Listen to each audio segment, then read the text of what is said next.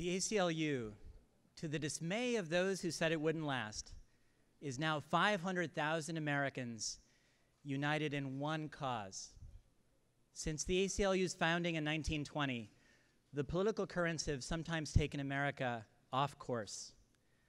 But the ACLU's compass has always been true, the vision always clear, to make America, in the words of the Founding Fathers, more perfect by upholding constitutional rights for everyone.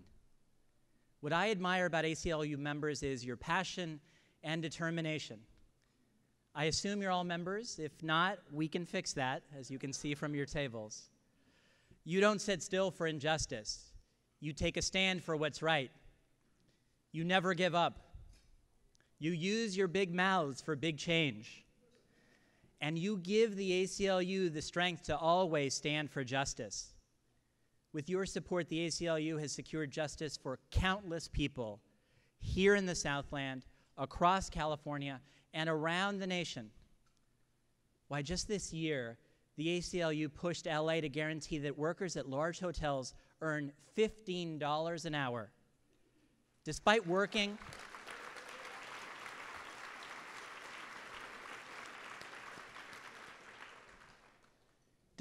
in a thriving industry, 40% of LA hotel workers live in poverty. Under this new law, 15,000 workers will now earn a living wage.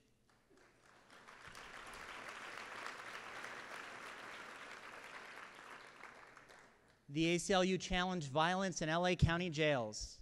The experts said, oh, it's no use. The culture is too firmly entrenched and Sheriff Lee Baca politically untouchable. Well, let's see now. Baca is gone.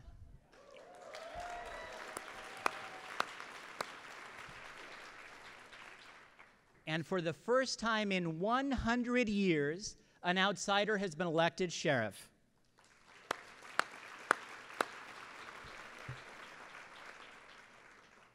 The ACLU strongly supported Prop 47 and helped make California the first state in the country to reduce low-level drug possession from a felony to a misdemeanor.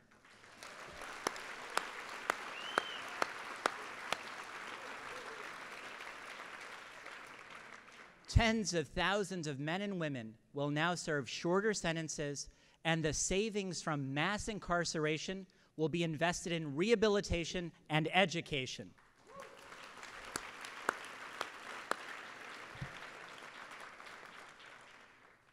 And after the ACLU struck DOMA down, look at how the freedom to marry has spread across the country.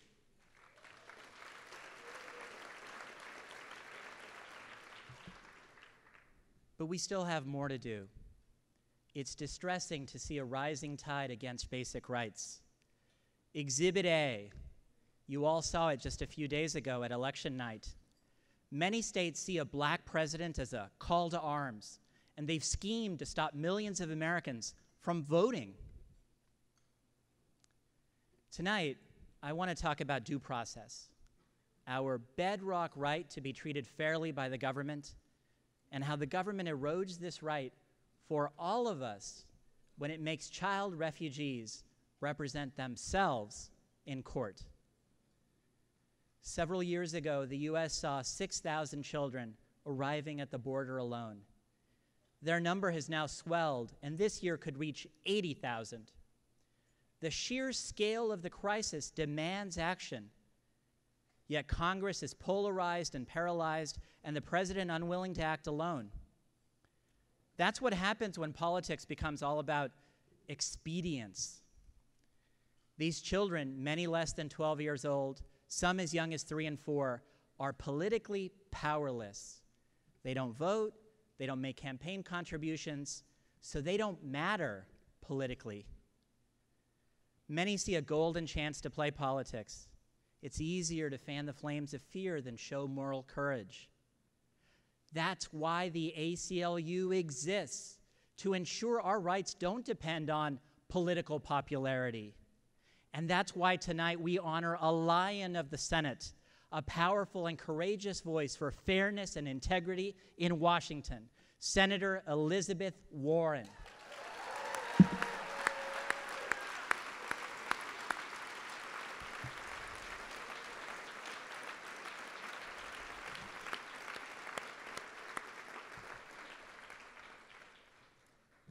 Some say the kids at the border are no different than other immigrants.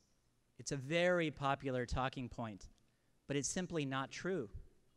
The kids largely come from 3 countries: Honduras, El Salvador, and Guatemala. If economics were the driving force, we'd expect to see children also coming from neighboring countries with equally bad economies. But we don't see this. And if economics were the driver, we'd expect to see children coming only to the US. But neighboring Central American countries have seen asylum applications filed by children from the same 3 countries increase by a staggering 700%. And if the children were simply economic immigrants, they would not have a strong right to remain here. But the UN estimates 6 out of every 10 kids should qualify for humanitarian relief. And this gets us to the heart of the matter. Why would children take or be sent on a life-threatening 45-day, 2,000-mile journey, knowing they will have to overcome hunger and thirst, brave brutal heat and frigid cold, and survive the risk of accident, robbery, kidnapping, and worse? Why? Because the children and their families know a harsh truth. Gangs, drug traffickers, and violence plague their home countries. The murder rates in Honduras, El Salvador, and Guatemala rank 1st, 4th, and 5th in the world. These countries are more dangerous than Iraq. As one child put it, if you stay, you will die. If you leave, you might not. It's better to try. Many children fled forced gang recruitment. The gangs say to boys and girls, join or die. Steal, sell drugs, prostitute yourself, kill or die. The threats are real. Many kids deported back live in hiding, afraid to be seen in public. A morgue director in the Honduran city of San Pedro de Sula, the most dangerous city on earth, has seen the bodies of many deported kids. As he said, they return just to die. Make no mistake, no matter what the media tells you, no matter what politicians tell you, this is not an immigration problem, it's a humanitarian crisis.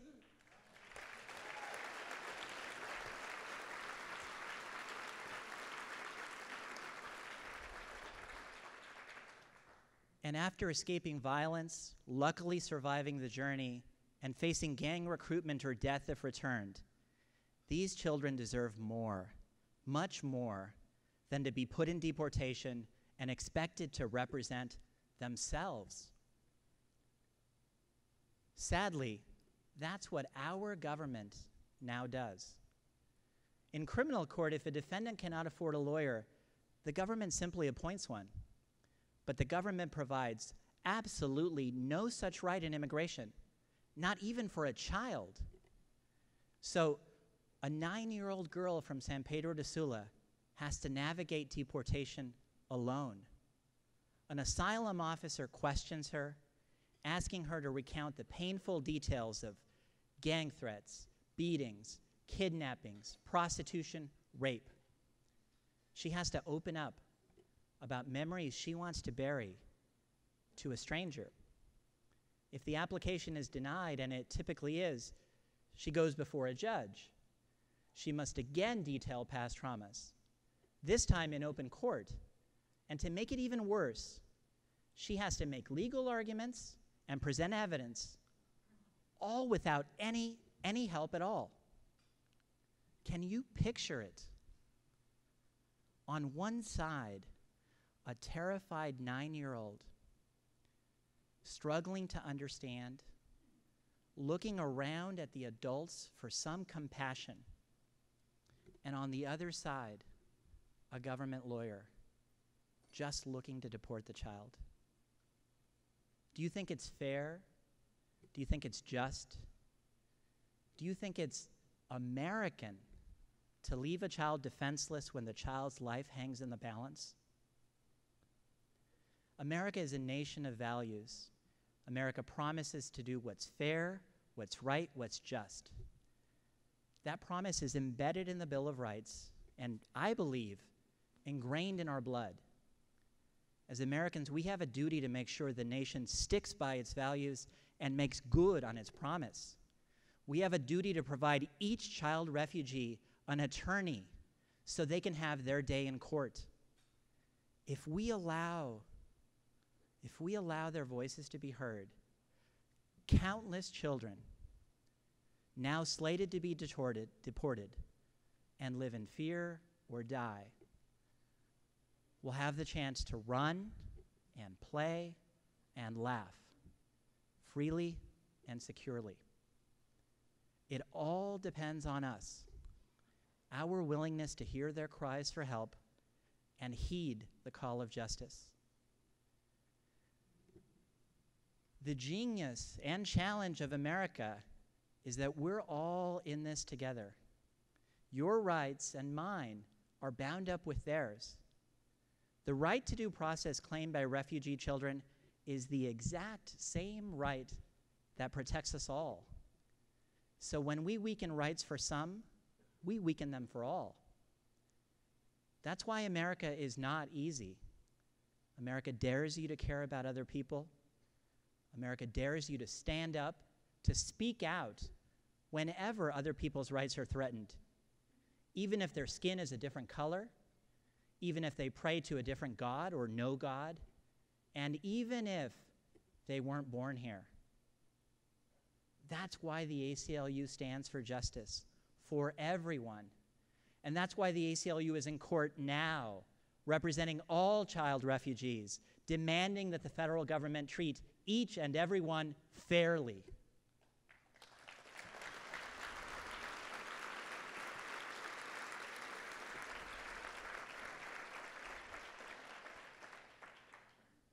I want to end with a short story. The first piece of land that General Eisenhower ever owned was the farm that he bought in Gettysburg after World War II. When asked by the county clerk why he wanted it, he replied, "All my life I have lived on an army post, but when I die, I want to leave a piece of earth better than I found it." Now, I find it amazing that the general who led the Allies to victory was still worried about leaving things better than he found them. But imagine if all Americans thought about our legacy the same way.